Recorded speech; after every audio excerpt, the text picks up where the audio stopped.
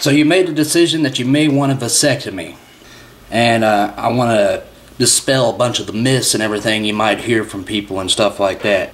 First of all, your sex drive is not at all compromised. You'll find yourself getting a hard-on within 4 or 5 days if your woman's pressing up against you in any way, so that myth is completely out the window. The other myth is that they take a shot and shoot you in each one of your testicles. You do not get shot in the nuts. You get shot like in the center of your bag, right up underneath, and it doesn't really hurt. It doesn't hurt at all. I mean, there's a little prick. If you've ever been shot or had blood taken, it doesn't hurt any worse than that. The other thing is that, do they give you any pain medication? The doctor was, I didn't get any pain medication. They give you an anesthetic in the general area where it numbs you up for a few hours during the surgery. You can't feel anything. The biggest myth that I think most guys hear is that your nuts swell up to the size of grapefruit. Can they swell up to the size of grapefruit? Yes. Have mine? No.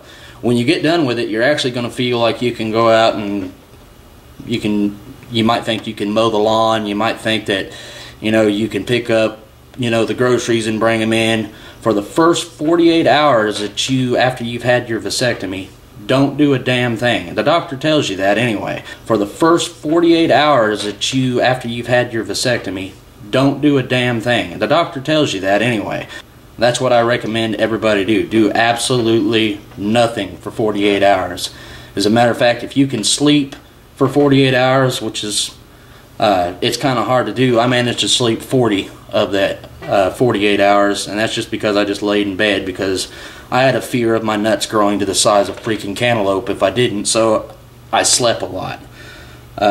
So the steps for getting a vasectomy are pretty short and simple. Most insurances will pay for it because the procedure itself, if you're going to pay cash out of pocket, is about anywhere between $1,000 and $1,300, depending on where you are in the United States. Your first thing is you want to visit the doctor, and basically he brings you into the room. The first visit, he doesn't even tell you to drop your drawers or anything like that. You just go in there and you sign the paperwork. Basically, you're signing your waivers and stuff like that, saying that you're not going to come back and sue them because in 4 years you might want kids. So you got to be absolutely certain that you don't want to have children after this procedure. Can vasectomies be reversed? Yes, they can. Are they more expensive? You damn right they are. And so this is a major decision in a person's life, especially a man's life. If you do not want to have any more kids or anything like that, it's a good decision. If you even minutely think that you're wanting to have kids later on in the future, I wouldn't recommend having a vasectomy. During that procedure, he's probably also going to prescribe you a pill such as a Valium or a muscle relaxer, and my doctor prescribed a jock strap. He said make sure you come in with a jock strap for the day of your surgery. The jock strap eliminates the need for having to put ice on yourself for a full week straight. As a matter of fact, I just wore the jock strap and I was perfectly fine. So wear the jock strap. There'll be some swelling involved and stuff like that, and then you'll schedule your appointment for anywhere between a month and 2 months down the road. And if your doctor's not that busy on his schedule, then he could probably get you in within a couple of weeks.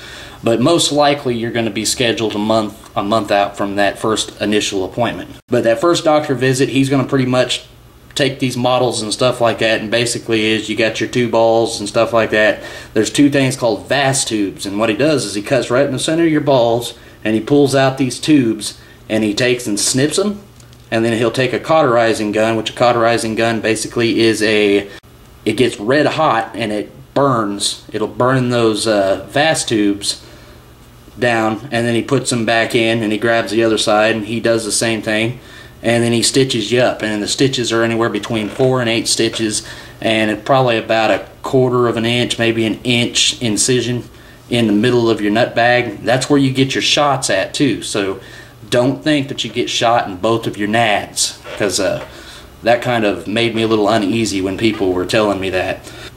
The prescription for the Valium pill will normally only be good for 7 days, and since it is a Valium pill, you need to go directly to the pharmacy. Most pharmacies, at least in the state that I live in, they won't allow a doctor to call in. You got to bring a written prescription and get it there. You save that, it'll be good for 2 or 3 months whenever your surgery is. Take the Valium pill an hour before you come in for the surgery. You want it to be active whenever you're entering into the surgery. I never used a Valium pill. I wish I had.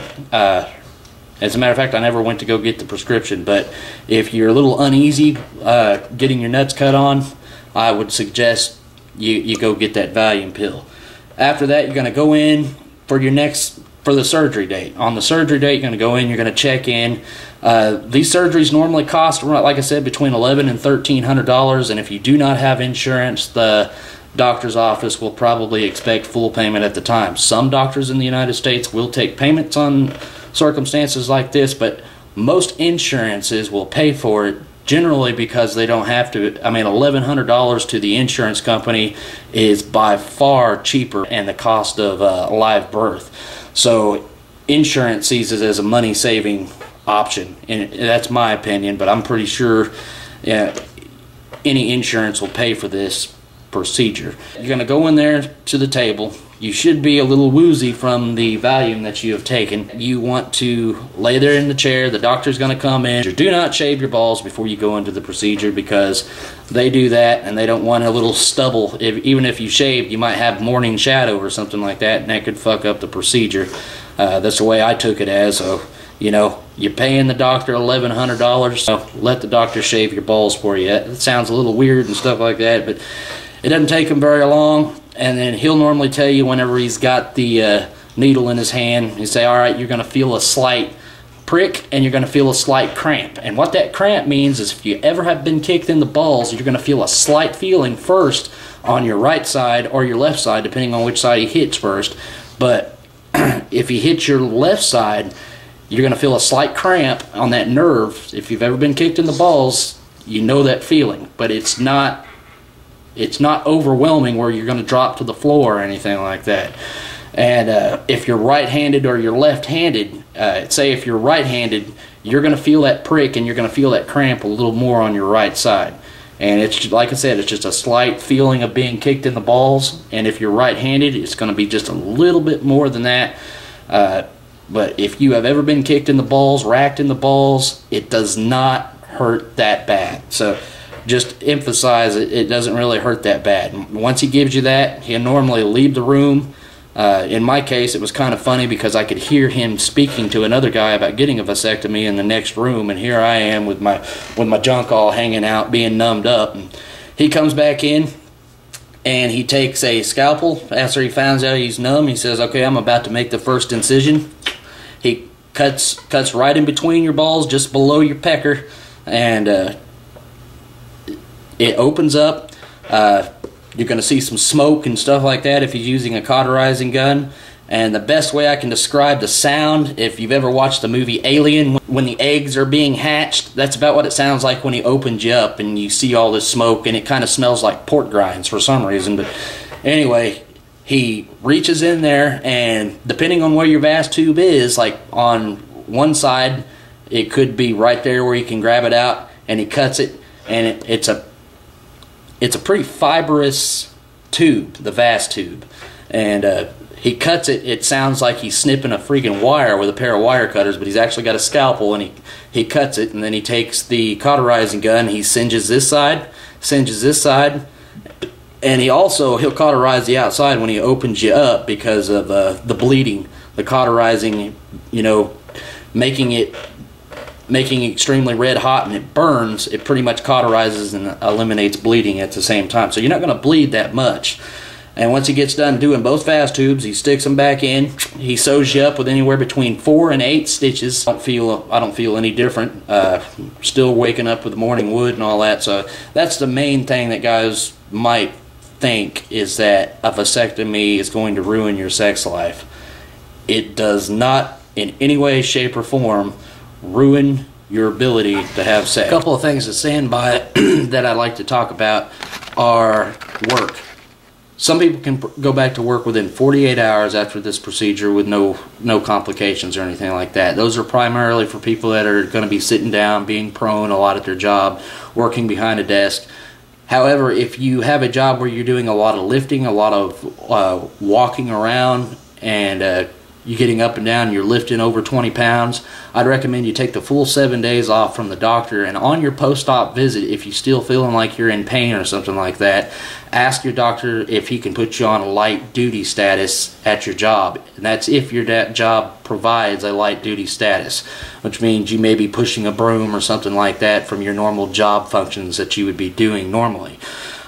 Pain medication ain't going to be nothing more than probably ibuprofen, Tylenol, or aspirin. Aspirin will be a last resort. Your doctor will probably tell you this because it is a blood thinner and they don't want to have any premature bleeding after the surgery. The other thing is, whenever you're completely done with the vasectomy after 7 to 8 days, yes, you can have sex again, but be aware that you are still fertile. This means that you can still get your significant other pregnant. You're going to have about 20 live loads after the procedure, because sperm doesn't die easily.